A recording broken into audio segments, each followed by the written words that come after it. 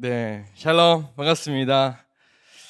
네, 저는 청년일부 섬기고 있는 심경민 전도사입니다. 네, 최근에 응보전사님께서 저를 믿음의 시선으로 바라보지 않으면 안 될 것 같은 사역자로 예화를 잘못하셨는데, 네, 맞아요, 여러분. 저를 믿음으로 바라봐 주시길 바랍니다. 아멘. 오늘 진짜 우리 사원전사님 말씀하신 것처럼, 기도해 주신 것처럼 여러분 우리 안에 믿음의 믿음의 일들이 우리 안에서 일어났으면 좋겠습니다. 설교는 듣는 거지만 우리 안에서 믿음이 시작되는 일이라고 생각해요. 할렐루야. 듣는 것이 아니라 우리의 삶에 이것이 실제가 되는 일들이 여러분 지금 이 순간부터 여러분이 믿음으로 들을 때 그것이 우리의 삶에 진짜 능력으로 나타날 줄 믿습니다. 네, 옆 사람에게 한 번 더 우리 인사하겠습니다. 하나님은 당신의 믿음을 원하십니다. 네, 이렇게 설교하는 것이 당연한 일임에도 불구하고, 네, 너무 떨려요, 항상. 너무 긴장되고, 네, 그렇습니다. 오늘 제가 여러분과 함께 나누고 싶은 제목은요, 우리 함께, 네, 제가 한번 읽어보겠습니다. 용기와 정직이 얻는 보상이라는 제목으로 여러분과 함께 말씀 나누겠습니다. 저를 따라서 한번 고백해 주시겠어요? 용기와 정직이 얻는 보상. 네, 용기와 정직이 얻는 보상이 있어요. 할렐루야. 보상이 있다라는 겁니다. 그게 무엇인지 오늘 좀 말씀을 통해서 함께 보도록 하겠습니다. 오늘 주제 말씀인데요, 시편 51편 10절부터 12절 말씀을 함께 같이 읽도록 하겠습니다. 네, 한번 같이 큰 목소리로 읽어보겠습니다. 10절 시작. 하나님이여, 내 속에 정한 마음을 창조하시고 내 안에 정직한 영을 새롭게 하소서. 나를 주 앞에서 쫓아내지 마시며 주의 성령을 내게서 거두지 마소서. 주의 구원의 즐거움을 내게 회복시켜 주시고 자원하는 심령을 주사 나를 붙드소서. 아멘. 여러분 너무 잘 아시는, 그리고 많이 여러분이 이 말씀과 이 본문들을 보셨을 거예요. 그리고 오늘 이 말씀에 대해서 이야기할 거지만 시편 안에서 다윗의 그 참회 시가 7편이 있어요. 그 중에서 가장 정말 간절한 회개와 뉘우침의 고백들이 담겨 있는 시가 바로 이 시편 51편입니다. 그래서 이것은 다윗의 시잖아요. 그래서 다윗이 과거에 사무엘하 11장에서 자신이 범죄했던 사실에 대한 정말 정직한 반응과 정직한 고백으로 하나님 앞에 다시 한번 뭔가 이렇게 갱신하는 거죠. 뭔가 내 신앙의 어떤 이 어려움과 고통의 고난의 순간 속에서 하나님만이 정말 유일한 힘이고 답이고, 네, 그것임을 고백하는 장면입니다. 그래서 제가 오늘 여러분과 함께 좀 나누고 싶은 주제는요, 정직함에 관한 것입니다. 옆 사람 한번 봐보세요. 네, 정직해 보이십니까? 네, 마스크를 쓰고 난 다음부터는 서로의 표정을 읽을 수가 없어요. 그러니까 뭔가 더 이렇게 숨길 수 있는 그런 것 같아요. 뭔가 내 표정을 숨길 수 있고 내 감정을 숨길 수 있고 뭔가 적당히 어느 적당한 선에서 뭔가 이렇게 관계하기에 더욱더 이렇게 용이한 분위기가 바로 요즘과 같은 때라고 생각합니다. 그래서 제가 좀 질문해 볼게요. 여러분이 곁에 두고 싶은 사람은 정직한 사람입니까? 아니면 거짓이 있는 위선적인 사람입니까? 여러분 곁에 어떤 사람이 있길 원하세요? 정직한 사람이 있길 원하십니까? 아니면 그렇지 않은 사람이 있길 원하십니까? 네, 너무 뻔한 질문이겠죠. 그럼에도 여러분, 저는 제 곁에 좀 거짓된 사람이 좀 있었으면 좋겠어요. 그래서 그 거짓된 위선을 뭔가 이렇게 밝혀내고 까발리는 것에 굉장한 희열을 느낍니다.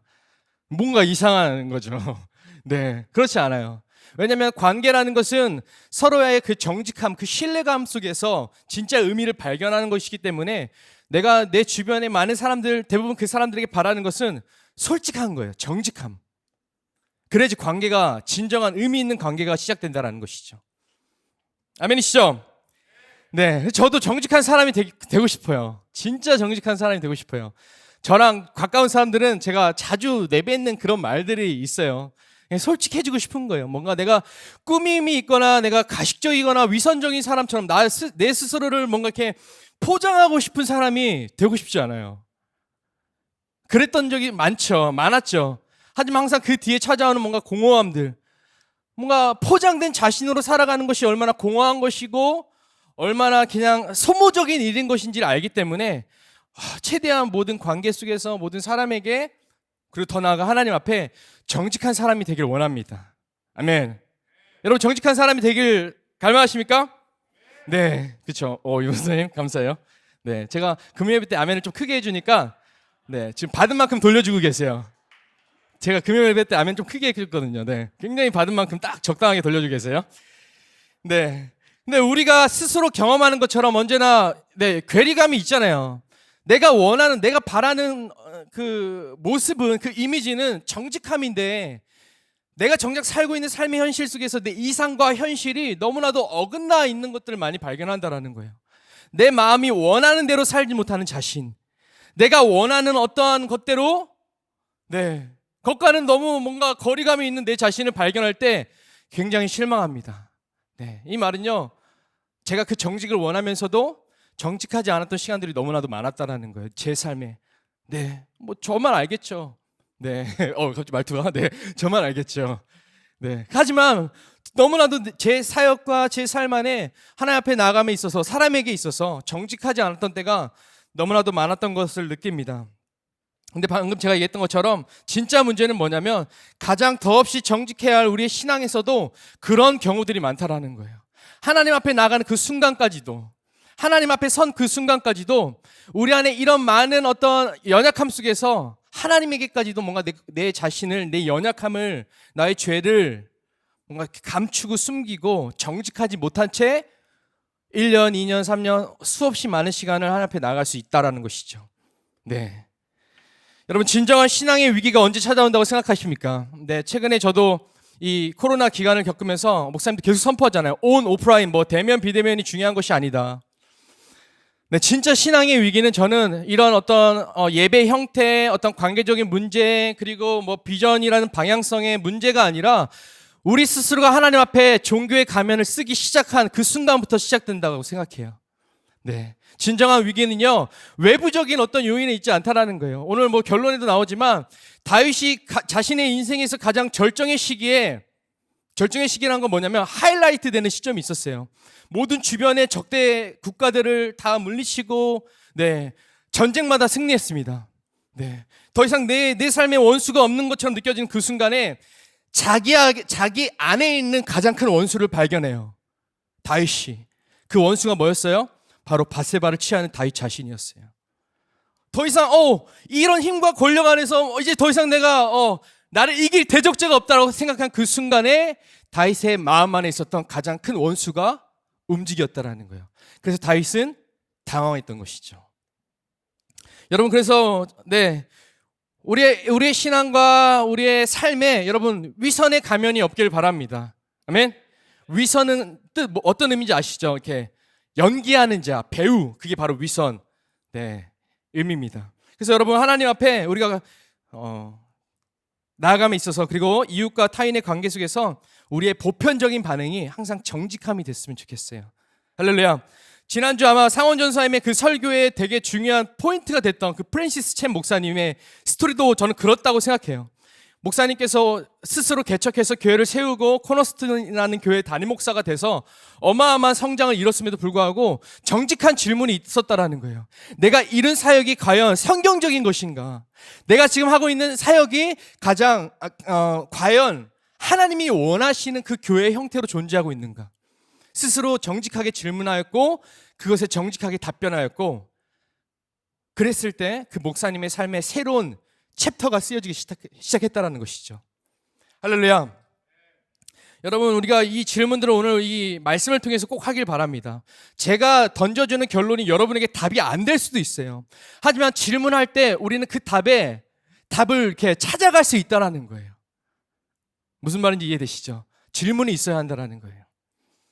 네, 제가 올해 초에 개인적으로 이 영역에 대한 진짜, 네, 이건 이따가도 한번 얘기했지만 이 영역에 대한 진짜 물음과 씨름이 있었어요. 정직함.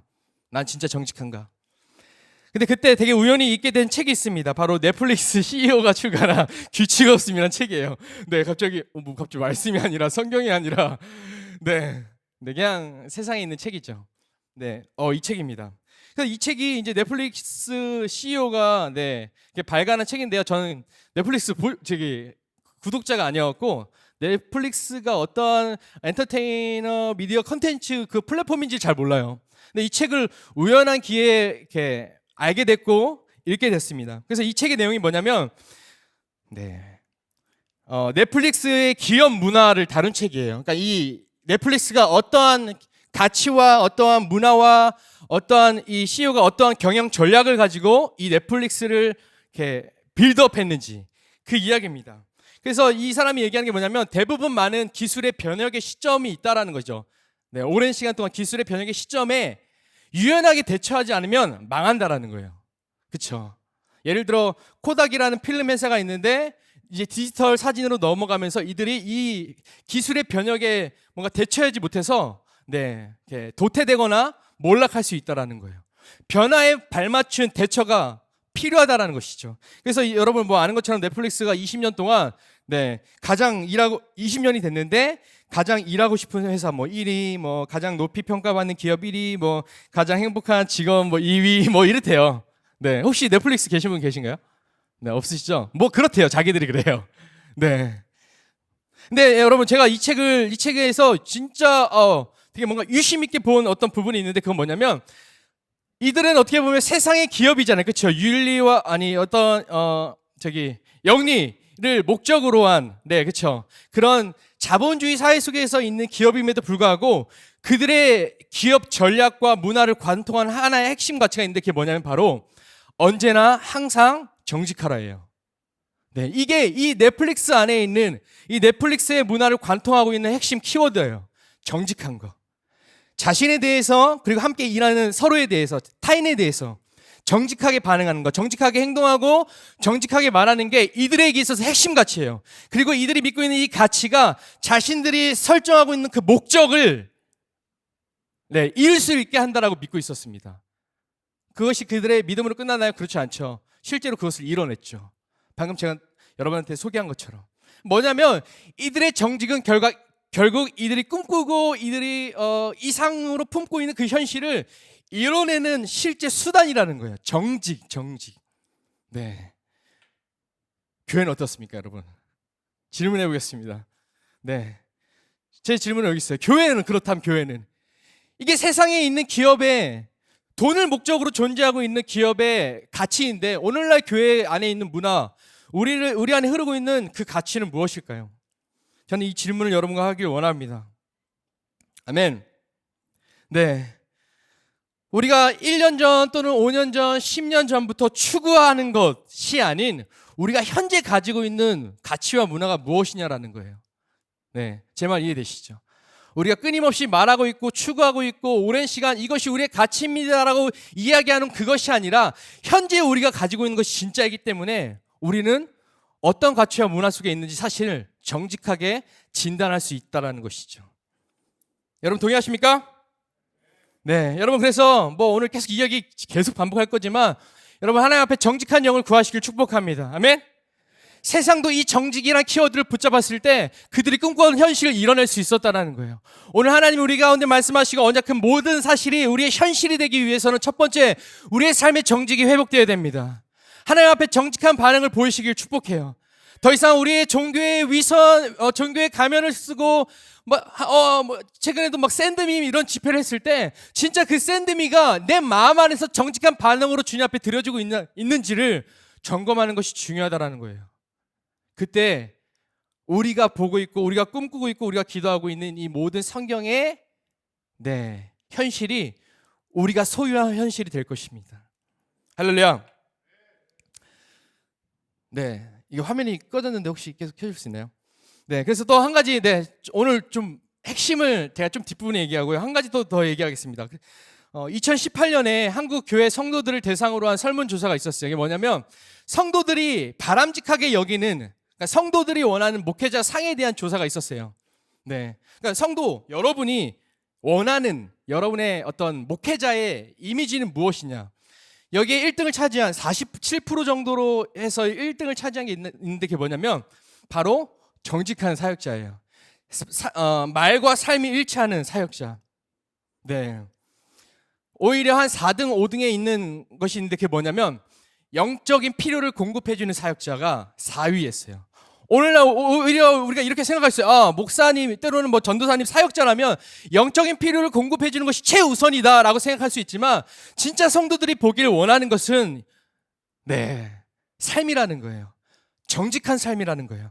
내가 말한 대로 살고 있는 실제적인 내 삶이 예수 그리스도의 가치와 그 제자도가 실현되고 있는 그 삶을 성도들은 보기를 원한다라는 것입니다. 저는 이게 굉장히 도전이 됐어요. 할렐루야. 근데 이게 비단 성도가 목회자에게 원하는 어떤 것일까요? 그렇지 않다라고 생각해요. 목회자인 사역자인 우리들 또한 저희들 또한 성도에게 원하는 것은 다른 어떤 것이 아니라 그들의 삶 가운데서 그들이 믿고 있고 그들이 꿈꾸고 있고 기도하는 것들이 실제가 되는 것을 보길 원한다라는 거예요. 정직한 거죠. 우리의 믿음이 실제가 되는 것. 어느 순간 그리스도인들의 믿음과 삶이 여러분 성전 안에 갇혀 있기 시작합니다. 주일에 한정되어 있기 시작해요. 사역자들의 삶의 실제가 강단 위에 한정되어 있기 시작해요. 사역에 한정되어 있기 시작해요. 더 이상 어떠한 정직함을 세상이 교회를 봤을 때 찾아보기 힘든 시대가 됐다라는 것입니다. 안타까운 현실입니다. 아프지만 우리는 이 골무 문제를 터뜨려야 돼요. 할렐루야. 그러지 나을 수 있다라는 거예요. 그래야지 해결이 있다라는 거예요. 한 번 더 옆 사람에게 이렇게 선포해 봅시다. 하나님은 당신의 정직을 원하십니다. 네, 그렇죠. 네. 그래서 제가 오늘 이 본문 말씀과 좀 다윗의 이야기를 가지고 딱 5가지만 빨리 나눠보도록 하겠습니다. 5가지. 몇 가지요? 네, 시간이 안 된다 그럼 4가지. 네, 5가지 해볼게요. 네, 첫 번째요. 제가 이게 좀 이 오늘 본문 말씀과 이 본문 말씀에 어떻게 보면 주인공이라 할 수 있는 다윗의 삶을 가지고 여러분과 좀 5가지 이 정직에 대해서 함께 나누겠습니다. 첫 번째입니다. 하나님은 탁월한 자가 아닌 정직한 자를 사용하십니다. 아멘. 옆 사람이 한번 선포해 주세요. 하나님은 탁월한 자가 아닌 정직한 자를 사용하십니다. 여러분 주님 앞에 여러분 쓰임 받기를 축복합니다. 정말 주님이 즐겨 사용하시는 하나님이 여러분을 기뻐 사용하시는 자로서 여러분 존재하기를 축복해요. 하나님이 쓰시는 사람의 조건, 절대 조건이라고 이야기하고 싶어요. 그것은 우리의 어떤 탁월함이 아니라 우리 안에 있는 정직함이라는 것이죠. 아멘. 내가 뭔가를 섬기기 위해서는 내 안에 탁월함들이 전사에 필요하지 않을까요? 뭔가 내가 주님 앞에 쓰임받기 위해서는 그래도 뭐라도 하나 잘하는 게 좀 있어야지, 뭔가 잘할 수 있는 뭔가 좀 탤런트적인 게 있어야지 할 수 있을까요? 그렇지 않다라는 거예요. 네. 하나님이 진짜 쓰시는 사람은 정직한 자를 사용하십니다. 할렐루야. 여러분 조이풀에서 가장 많이 듣는 성경인물 있죠. 다윗이죠. 다윗. 왜 그럴까요? 왜 이렇게 조이풀에서 다윗을 많이 이야기할 거예요? 네, 다윗이 성경에서 가장 많이 언급된 일이 1위예요. 재밌죠?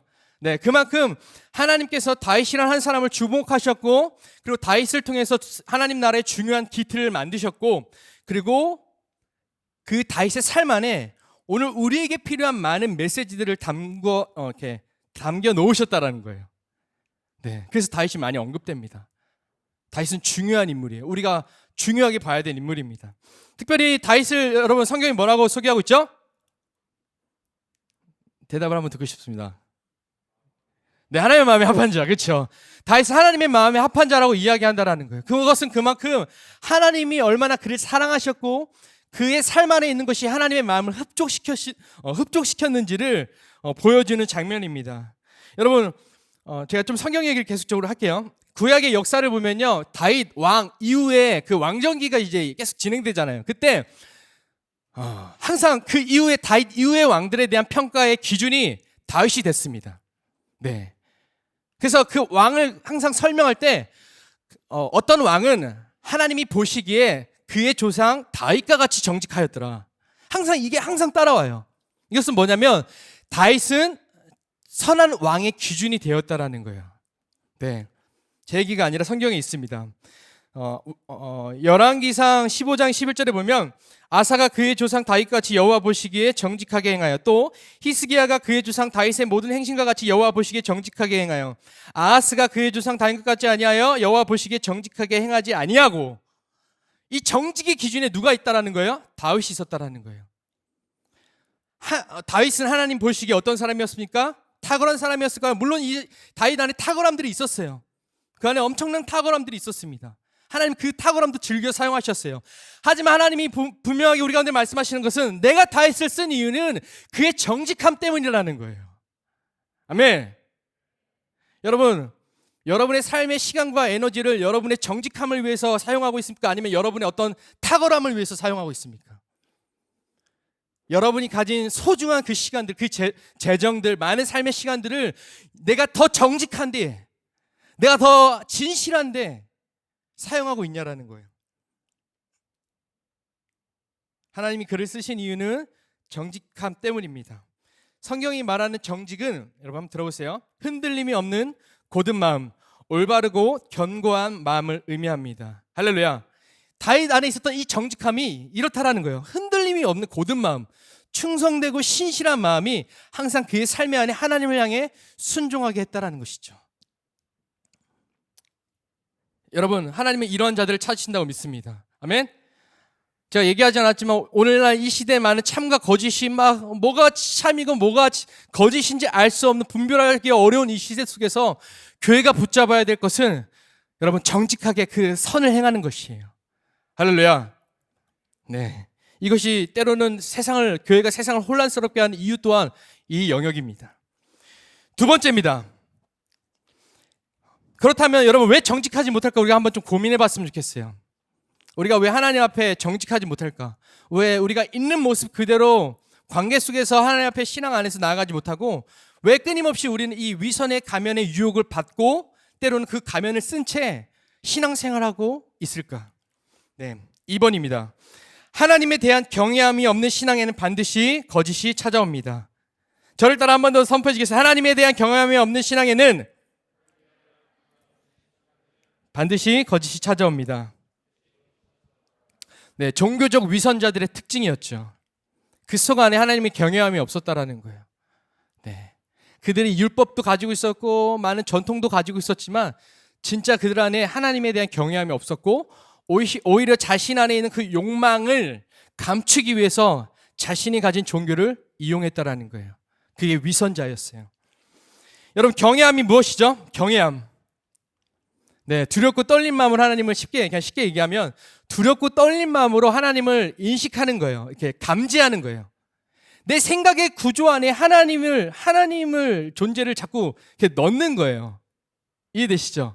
내 생각의 구조, 내가 보고 있는 이 현상에 대해서 우리의 생각이 계속 움직이잖아요. 그렇죠? 보이지 않지만. 근데 그 생각의 구조 안에 하나님이 워킹될 수 있도록 하는 게 바로 경외함이라는 거예요. 하나님을 인식하고 감지하는 것입니다. 나의 부분적인 시간 속에 그분을 초대하는 것이 아니라 내 삶의 모든 시간이 그분의 주관하심 속에 있다는 것을 깨닫는 거예요. 이게 경외함이에요. 네. 내 어려운 부분적인 시간, 내가 너무나도 많이 삶의 어려운 순간 속에서 그 시간 속에서 하나님을 부분적으로 초대하는 것이 여러분 그게 진짜 신앙이 아니라는 거예요. 내가 뭔가 좀 괜찮아지고 딱히 하나님의 어떤 도움과 필요가 느껴지지 아니한 그때에는 충분히 내 생각과 내 관점대로 하나님의 특별한 인식 없이 사는 게 너무나도 편리한 거죠. 내 부분적인 시간 속에 하나님을 초대하는 것이 아니라 내 삶의 모든 시간이 그분의 주관하심 속에 있다는 것을 믿는 것이 여러분 경외함입니다. 아멘. 여러분 진짜 이 경외함이 있길 바라요. 내 삶에 이루어지고 있는 모든 일은 의미 없는 모든 것이 유의미한 것이며 그것은 하나님이 나를 위해 뭔가 이렇게 단계로 놓으신 어떤 연단의 과정이고 그것은 더 나를 하나님께서 쓰시기 위한 과정이라고 믿는 것이 여러분 하나님을 경외하는 자의 결과값입니다. 할렐루야. 다윗은 여러분 하나님을 경외했어요. 날만 하나님을 인식했습니다. 날만 하나님을 이렇게 감지했어요. 센싱했어요. 다윗은 하나님을 그렇게 단순히 묵상한 것이 아니라 인식했다라는 거예요. 이게 중요합니다. 오늘날 많은 그리스도인들이 왜 삶과 이제 세상에 나가서 하나님을 인식하지 못하는 이유가 무엇일까요? 아까도 제가 앞서 얘기했지만 교회 안에 갇혀진 신앙, 교회 안에 갇혀진 믿음을 가진 이유가 뭡니까 여러분? 하나님에 대한 것이 그저 우리의 삶의 묵상으로 그치기 때문입니다. 전사님 그게 무슨 차이죠? 묵상과 인식과 그 감지가? 네.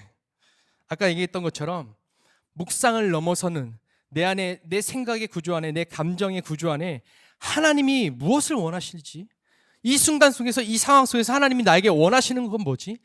내가 그냥 거짓을 말하고 이 상황을 모면하고 회피하는 것을 하나님 원하실까? 단순히 지금 이 상황 내가 감당할 수 없는 이 현실이 너무 두려워서 그냥 내가 할 수 있는 최선 적당히 둘러대고, 교회 오는 거 적당히 둘러대고, 코로나 뭐 이러니까 적당히 그냥 둘러대고, 그냥 하나님 앞에 적당히 나아가는, 네, 그 거짓, 그 위선, 이것은 하나님을 향한 경외함이 없는 그 순간 우리 안에서 계속적으로 일어난다는 거예요. 네, 시편 27편 4절 한번 보겠습니다. 우리 함께 좀 읽어볼까요? 시작.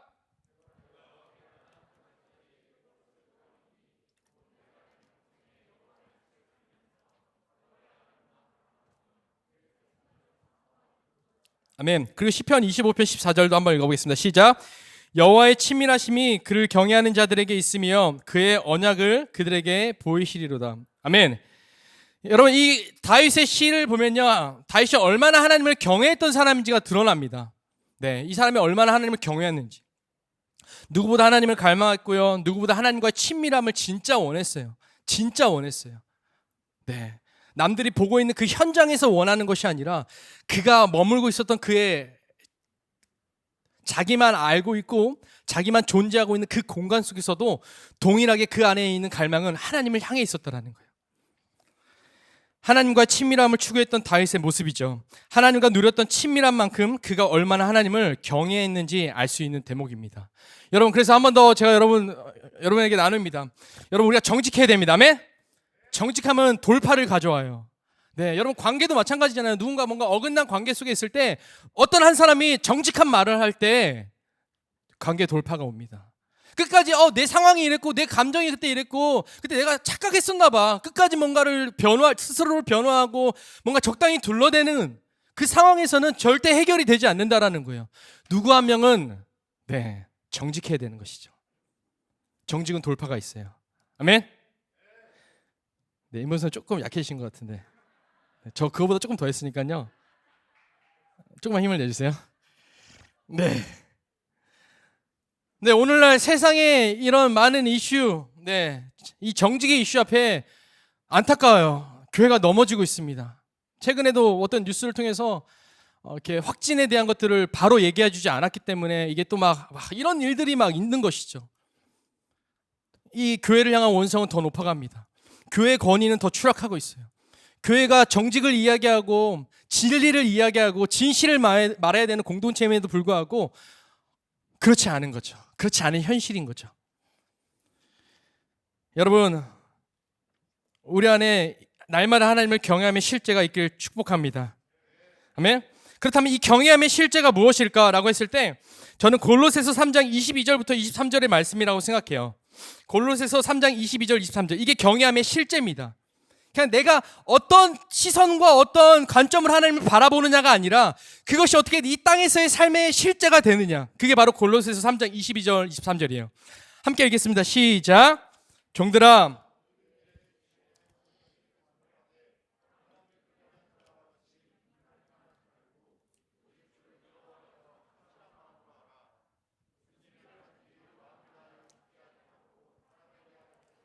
아멘. 여러분, 이 말씀 골삼이삼 아시죠? 여기 뭐 교회 초창기 멤버들은 이거 날마다 외웠잖아요. 저희가 기도회 집 때마다 끝날 때마다 이 골삼이삼에서. 근데 제가 웃긴 게요, 이거 항상 잘 외웠거든요. 꼭 사람 앞에서 해보려고 하면요 안 돼요. 네, 웃기죠? 네, 못 외운 거겠죠? 정직하게 얘기할게요. 네, 항상 이 말씀 항상 이렇게 무슨 일이라든지 마음을 다 죽게 하고 사람에게 하지 말라 외웠죠? 네, 이게 저희 교회 되게 중요한 가치의 말씀이었습니다. 여기 말씀을 보면요, 이게 바로 하나님을 경외하는 삶의 실제입니다. 때로는 하나님과 전혀 상관이 없는 것, 육신의 상전들에게 순종하라고 이야기하잖아요. 때로는 하나님과 전혀 상관이 없는 것과 같이 느껴지는 그 일과 상황 속에서도 말씀을 보십시오. 눈가림, 마음이 없는 속이는 거짓으로 하지 않고 하나님을 경외함으로 마음을 다하여 매 순간 모든 일에 죽게 하듯 최선을 다하는 정직함을 이야기하고 있다는 거예요. 이게 정직입니다. 이게 경외함의 실제예요. 사람에게 하듯 하지 않고, 지금 비록 내가 사람에 대한 순종을 하고 있을지라도, 내가 비록 하나님과 뭔가 연관되지 않고 관련되지 않은 어떤 그 순간, 그 지점에도 나의 마음의 중심은 이 순간을 하나님이 보고 계시고 이 내 삶의 이 스테이지는 하나님이 만들어 놓으신 거고 그 속에서 하나님은 지금 나를 계속해서 연단하고 있다. 하나님이 내 삶의 주관자이심을 여러분 인정하는 것입니다. 아멘. 여러분 이 골삼이삼이 회복되길 축복합니다. 네. 세상에서 보기 원하는 그 정직함, 네, 성도들의 모습이 바로 이어갔다라는 거예요. 주님을 경외하는 자가 정직할 수 있으며 주께 정직한 자가 사람에게 정직할 수 있습니다. 할렐루야. 이제 이 교회를 통해서 회복된 그 정직, 이 정직의 이슈 앞에 여러분 이제 뭔가 이렇게 이 세상에서의 바라보고 있는 이 교회 관점이 바뀌어지길 축복합니다. 선포합니다. 교회를 통해서 모든 것이 회복될 거예요. 할렐루야. 세상에 발생하고 있는 모든 문제와 모든 어려움의 현실을 여러분 교회가 해결할 수 있습니다. 교회가 가진 복음이 해결할 수 있습니다. 진리가 모든 것을 자유케 할 것입니다. 정직한 여러분들을 통해서, 거짓이 없는 여러분들을 통해서, 종교적 위선에서 벗어나 오늘 진실하고 정직한 이 다윗의 정직한 영을 가진 여러분들을 통해서 여러분 이제 반전이 일어날 거예요. 아멘. 3번입니다. 3번이면 이제 몇 개? 네, 3개 남았나요? 네, 3개 남았네요. 네, 3번입니다. 제가 이걸 좀 정리해서 계속 얘기하는 거예요. 죄는 끊임없이 우리 안에 있는 연약함, 수치와 두려움을 더 은폐시키도록 조정합니다. 여러분 이제 다윗의 얘기를 좀 더 이렇게 더 적극적으로 한번 해볼게요. 다윗의 삶을 보십시오. 네, 다윗은 하나님을 경외한 사람이었어요. 아멘. 근데 오늘 우리가 알고 있는 시편 51편처럼 다윗 또한 정직하지 못했던 순간들이 있더라는 거예요. 뭔가 잠시 잠깐 하나님을 경외함의 그 인식으로부터 멀어졌던 순간들이 있었다라는 거죠. 그리고 그 순간 다윗이 보였던 반응은 뭐입니까? 밧세바라는 여인을 간음한 사건을 감추기 위해서, 이것을 덮기 위해서 밧세바의 남편이 우리아, 자신과 동거동락하고 오른팔과 같은 그 우리아를 죽음의 현장으로 내뭅니다. 네, 어떻게 해요? 죄는 우리의 연약함과 수치와 두려움을 더 은폐시키도록 조정한다는 거예요. 그래서 여러분 안에 죄가 없게 해야 됩니다. 아멘. 말이 쉽죠. 제일 어려운 거예요.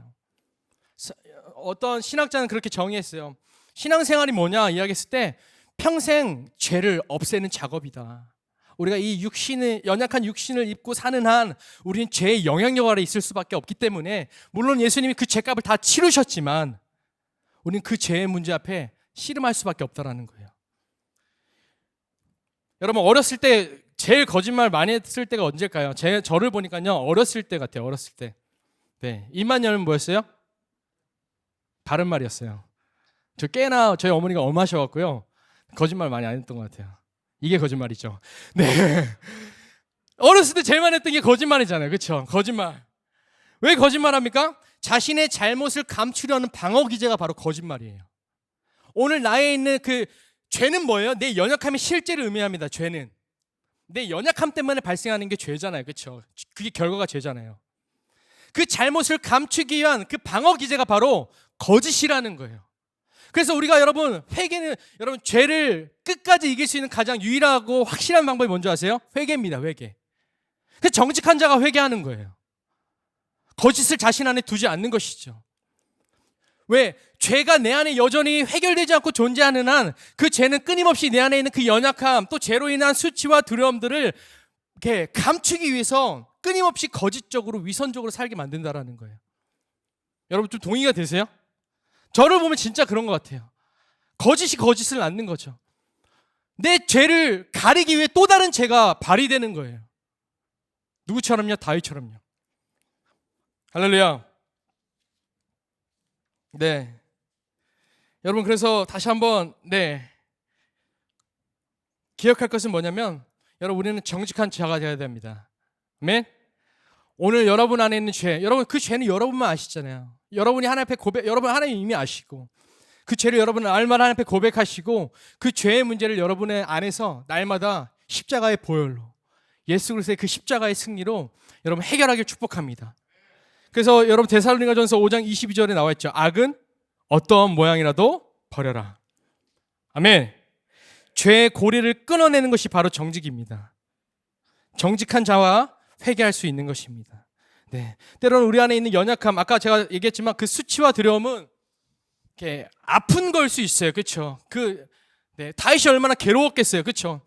자신의 그 왕권 절정에 있는 그 순간 완전 몰락, 어떻게 보면 자신의 삶의 가장 몰락의 시간 가운데 있었다라는 거예요. 근데 하나님이 다윗을 정직하다라고 그래도 평가할 수 있었던 이유는 그가 정직하게 반응했기 때문입니다. 생각해 보세요. 다윗에게 힘이 있었습니다. 나단 선지자가 왔음에도 불구하고 다윗은 나단 선지자를 그냥 뭐 이렇게 숙청해도 뭐 전혀 문제가 될 게 없어요. 왜? 왕권 사회이기 때문에, 절대 권력과 힘을 가진 자가 다윗이기 때문에. 그럼에도 하나님이 보내신 그 선지자의 이야기에 반응하였고 정직하게 하나님 앞에 무릎을 꿇었습니다. 하나님은 그러한 자들을 정직한 자라고 이야기하십니다. 아멘. 그래서 4번입니다. 그래서 4번이에요. 하나님은 우리의 완벽함이 아닌 정직함을 원하십니다. 아까 제가 얘기했죠. 첫 번째는 하나님은 우리의 탁월함이 아닌 우리의 정직함을 쓰신다고 얘기했죠. 4번은 하나님은 우리의 완벽함이 아닌 정직함을 원하신다는 거예요.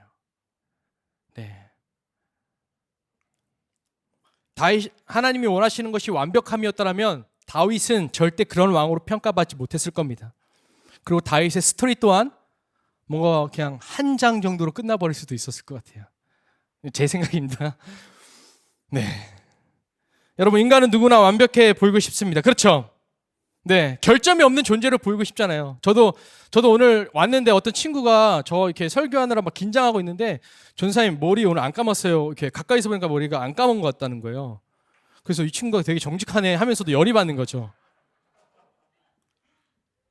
내가 오늘 정직한 설교를 하기 때문에 내가 뭔가 열은 낼 수 없지만 그 정직함이 저를 불편하게 만들더라고요. 완벽해 보이길 원해요. 막 흠도 점도 없는 존재로 비춰지길 원합니다. 그게 인간의 욕구라는 거죠, 욕구. 제가 축구를 이런 소리 하면 안 될 것 같습니다. 서바이벌과 같은 경쟁을 부추기는 문화와 분위기 속에서 우리는 자신의 연약함, 약점, 부족한 결점들을 드러내는 것을 좋아하는 사람은 없어요. 그렇죠? 내가 연약한 만큼, 내 안에 있는 결점만큼 나는 상대적으로 이렇게 뒤떨어진 사람으로 평가될 수 있고, 그리고 사회에서도 이렇게 기회를 제공받을 수 없는 존재가 될 수 있기 때문입니다. 그래서 이런 시대적 분위기 속에서 많은 사람들은 자신의 연약함과 결점을 처리하는 데 있어 정직하게 직면하기보다 적당히 감추고 숨기려고 합니다. 또는 적극적으로 자신을 포장하고 과시하려고 한다는 거예요. 이것을 조장하는 대표적인 문화가 저는 SNS라고 생각합니다. 포장된 자신, 포장된 내 삶, 내가 보여주고 있는 내 삶의 어떤 면들, 내가 보여주고 싶은 내 삶의 처절한 어떤 것들은 절대 포스팅하지 않죠. 모르겠어요. 그거 하는 사람들도 있을 것 같아요. 보편적으로. 이런 SNS의 문화가 너무나도, 여러분 솔직히 생각해 보십시오. 저는 여러분 그 아이폰에 보면 그 스크린 뭐죠?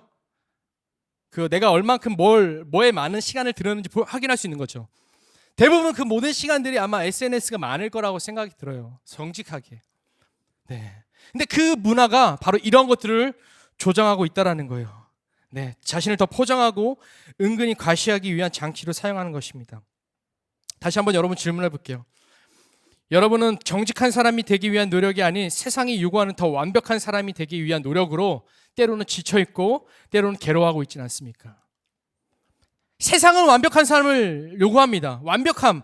너가 우리 회사에 입사하기 위해서, 너가 우리의 어떤 거에 이렇게 소속되기 위해서는 너의 그런 성격 고쳐야 돼. 너의 그런 점 그거 있으면 안 돼.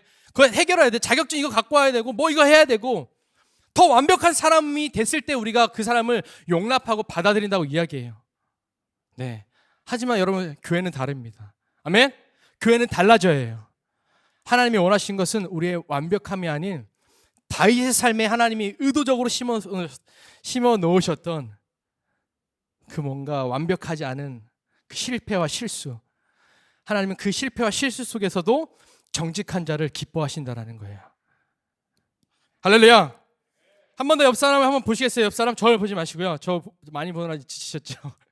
옆 사람 보시고 이렇게 선포했어요. 하나님은 당신의 완벽함이 아닌 정직함을 원하십니다. 그래서 정직은 진짜 자기 자신을 만나는 순간이라고 이야기해요. 영국에도 이런 속담이 있어요. 하루 행복하려고 하면 이발을 하고, 이게 되게 길어서 생각이 안 나네요. 뭐 일주일 행복하려고 하면 영국에 그 뭐 승마 문화가 있어서 뭐 말을 사고, 한 달을 행복하고 싶으면 집을 사고 뭐 이렇대요. 근데 여러분, 당신이 진짜 행복하길 원하면, 영원히 행복하길 원하면 정직하라고 이야기하고 있습니다. 저는 이게 진짜 진리라고 믿습니다. 아멘. 하나님 앞에 숨길 게 없는. 때로는 여러분 관계 안에서 그런 거 지침이 많이 있잖아요. 진짜 나답고 싶다. 진짜 나로 살고 싶다. 근데 교회 와서 하나님 앞에서까지 진실된 나로 반응하지 못하고 하나님을 섬기고 있지 못하다면 여러분 그것은 얼마나 불행하겠습니까? 네, 여러분 단 한 번도 하나님 우리에게 완벽함을 요구하신 적이 없습니다.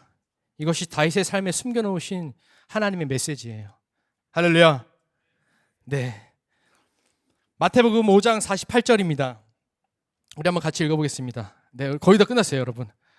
네, 다 끝났다고 얘기하지 않았습니다. 지난주에 이렇게 상원 전사님이 끝났다고 하니까 박수가 나오더라고요. 네, 그래서 저는 거의 다 끝났어요. 박수는 치지 마세요. 네, 한번 읽어보겠습니다. 시작.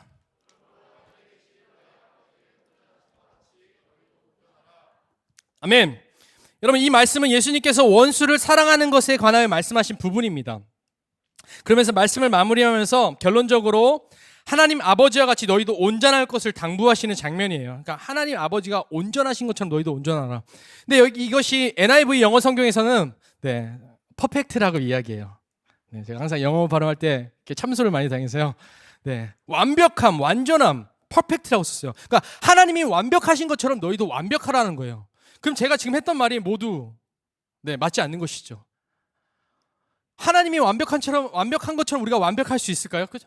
전혀 어떠한 흠도 점도 없는 거짓도 없는 그 상태로 우리가 존재할 수 있을 거라고 여러분 생각하십니까?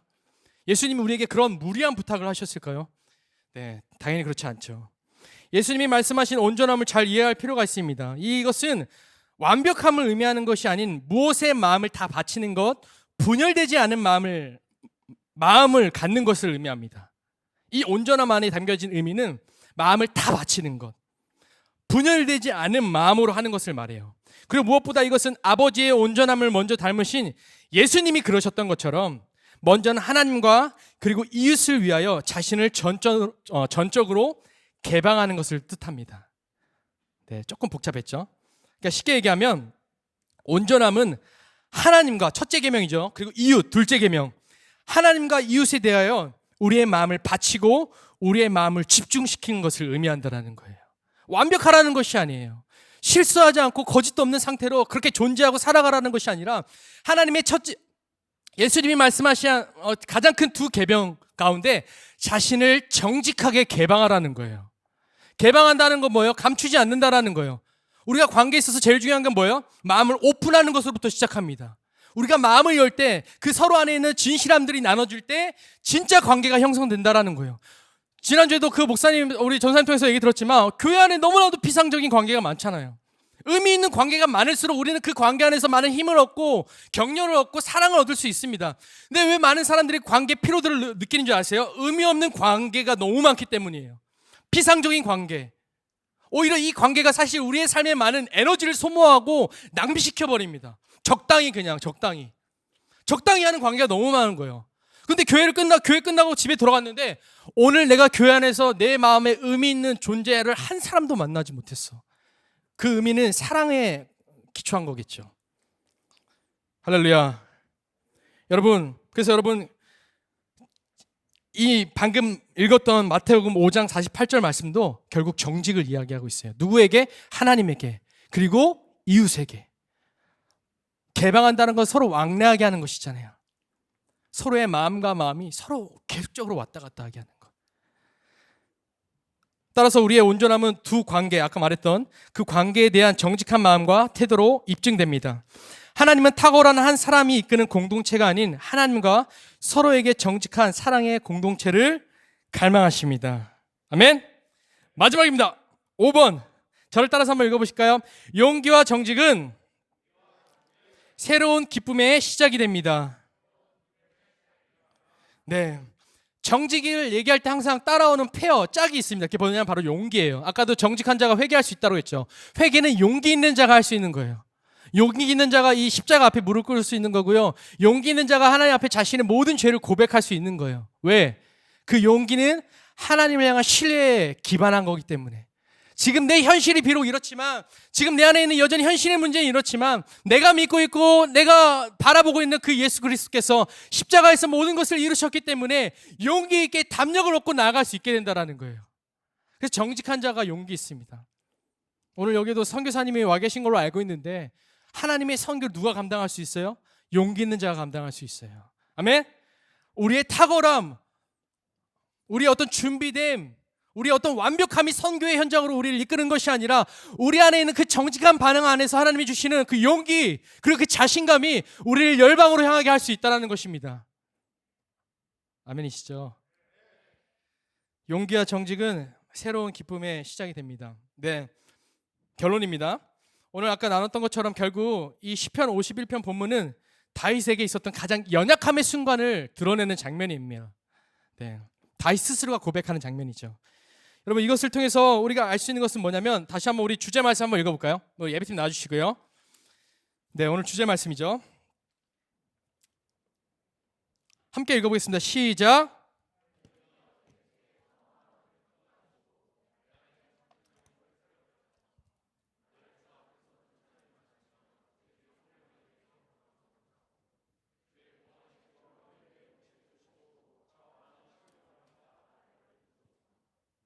아멘. 네, 다윗의 연약함의 순간이었습니다. 하지만 이 다윗은 자신 안에 발생한 그 연약함들, 죄의 문제들, 되게 수치스럽고, 또한 이것에 대한 결과로 인해서 하나님의 심판, 징계가 있을 것인데, 그 두려움 속에서 이것을 적극적으로 덮으려고 하지 않았고요, 감추려고 하지 않았고요, 숨기려고 하지 않았습니다. 위선자로서 하나님 앞에 반응하지 않았습니다. 정직하게 반응했습니다. 용기를 냈고요, 자신의 모든 죄를 낱낱이 고백하고 하나님 앞에 정직한 한 사람은 서게 됐습니다. 아까도 제가 얘기했죠. 오늘 이 시는 다윗의 참회 시 중에 가장 처절한 고백이에요. 처절한 고백, 진실한 고백이에요. 그 위대했던 왕, 흠도 점도 없는 것처럼 모든 백성과 모든 사람들이 바라봤던 그 왕 앞에 우리가 알지 못했던 가장 연약한 부분, 가장 강력한 원수가 그 내면 안에 있었다라는 거예요. 저는 우리 모두는 그 원수를 두고 산다라고 생각해요. 끊임없이 유혹합니다. 끊임없이 어떤 상황과 어떤 시점, 물론 교회 와서는 괜찮겠죠. 근데 이 유혹의 지점, 어떤 특별한 순간 가운데 우리의 마음 안에 있는 그 원수는 다시 움직이기 시작할 거예요. 우리를 위선자로 만들기 시작할 거예요. 여러분, 정직하길 축복합니다. 아멘. 다윗이 뭘 고백했죠? 하나님, 이게 저입니다. 저의 어떤 해석으로 이게 저입니다. 이게 저의 모습이었어요. 저의 모든 연약함이었습니다. 하지만 이제는 돌이키고 싶어요. 다시 시작하고 싶어요. 정직하지 못했던 모든 시간들, 정직하게 사역하지 못했던 모든 순간들, 모든 그 현실 앞에서 이제는 다시 하고 싶어요. 도전하는 것, 용기를 내는 것 쉽지 않은 일이지만 주님이 내 안에 이것을 원하신다면 하나님 다시 움직여 오고 싶어요. 하나님, 그렇기 때문에 제 안에 정한 마음, 새로운 마음을 주시고 그 정한 마음을 지켜낼 수 있는 견고한 마음을 달라고 기도합니다. 이 정직함은 여기서 견고한 마음이에요. 그리고 12절에 뭐라고 얘기해요? 다시 내 안에 그 구원의 기쁨을 회복시켜 주십시오. 여러분, 오늘 여러분 안에 그 구원의 기쁨이 있습니까? 여러분의 신앙 안에 여러분이 처음으로 감격하고 눈물 흘리고 무릎 꿇었고 가장 기쁨의 헌신들을 드렸던 그 시간들, 그 감정들 여러분이 갖고 계세요? 여러분, 기쁨은 신앙의 본질입니다. 아멘? 기쁨을 잃어버린 것은 어려워요. 신앙은 기쁨이기 때문입니다. 신앙은 결코 열심이 아니에요.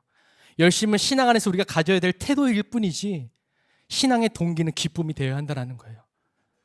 왜 기쁨이 없습니까? 왜 의무감만 남은 열심으로 우리가 이 시간들을 여러분 우리가 왜 보낼까요? 여러분, 하나님 앞에 정직하십시오. 여러분답게 하나님 앞에 서십시오. 여러분의 있는 모습 그대로 여러분 하나님 앞에 서십시오. 아멘. 그럴 때 여러분, 하나님이 여러분의 삶을 통해서 놀라운 반전을 이루실 것입니다. 여러분을 통해서 놀라운 하나님의 일들을 행하실 거예요. 왜? 하나님은 정직한 자를 사용하시기 때문에. 회복. 이제 다윗의 시가 이게 다윗의 삶이 바뀌어요. 이제 더 공동체를 위한 네. 완전 바뀌어요. 이 고백 이후에 다윗의 삶이 바뀝니다. 공동체를 향한 것들이 다윗 안에 일어난다는 거예요. 자신에게 갖춰진 신앙이 아니라. 그래서 여러분, 네, 오늘 하나님이 원하시는 그 마음들이 여러분 안에 잘 전달되었으면 좋겠고요. 그리고 이것이 여러분의 신앙 안에 잘 풀려졌으면 좋겠습니다. 아멘. 우리 주 앞에 영광의 박수 올려드리겠습니다. 우리 다 같이 한번 자리에서 일어날까요? 네, 찬양하기 전에 제가 최근에 저 안에 있었던 어떤 한 일이 있었는데 뭐냐면 제 딸이 30개월입니다. 네, 30개월인데 제 딸이 말하는 거에 지금 한 60% 정도를 제가 알아들을 수 있어요. 한 40%는 알아듣지 못하는, 뭐라고 말하는지 모르는 거죠. 네, 아내가 저에게 묻거나 제가 아내에게 물어야 되는 항상 그런 상황인 거죠. 근데 최근에 제가 제 딸을 데리고 여기 저 라페 호수공원 쪽에 있는 햄버거 집에서 햄버거를 먹었어요. 근데 햄버거를 먹다가 이서가 아빠 저기 뽀로로 맞죠? 네. 근데 뽀뽀로라고 해요, 항상. 뽀뽀로. 아빠 뽀뽀로 초콜릿 이렇게 계속 얘기하는 거예요. 계속. 그래서 제가 햄버거를 먹다가 말고 제 아내랑 먹고 있었는데 바로 건너편에 있는 편의점에 가서 그걸 사려고 이서를 데리고 딱 이렇게 안았어요. 근데 그날이 좀 추웠어 갖고 이서도, 제 딸도 저도 옷을 얇게 입고 있어서 갖고 제가 이렇게 안고 신호등을 기다리는데 이게 이서가 감기 걸릴 것 같은 거죠. 그리고 빨리 사갖고 와서 다시 햄버거 먹어야 될 것 같은 상황인 거죠. 그래서 제가 빨간불인데 건넜어요. 근데 제 이서가 그쯤에 어린이집에서 신호등 교육을 받고 있었던 거예요. 그쯤에. 제가 말했죠. 제가 아직 이서의 말을 다 알아들을 수가 없어요. 근데 너무나도 선명하고 분명하게 안 돼, 빨간불. 그래서 너무 웃었어요. 제가 이런저런 이유로 그냥 이 상황을 빨리 갔다 오기 위해서 제가 이렇게 안고 갔다 왔는데 안 돼, 빨간불. 너무 이렇게 웃겼죠. 근데 그 순간 그 웃김 다음부터는 제 안에 진짜 부끄러움이 있었어요. 네, 제가 다 얘기할 수 없지만 올해부터 계속해서 제 안에 하나님이 씨름하게 하는 것은 정직함이었거든요.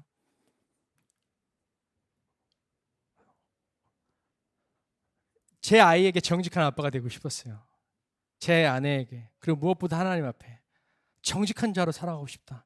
작은 일에 정직하고 싶다.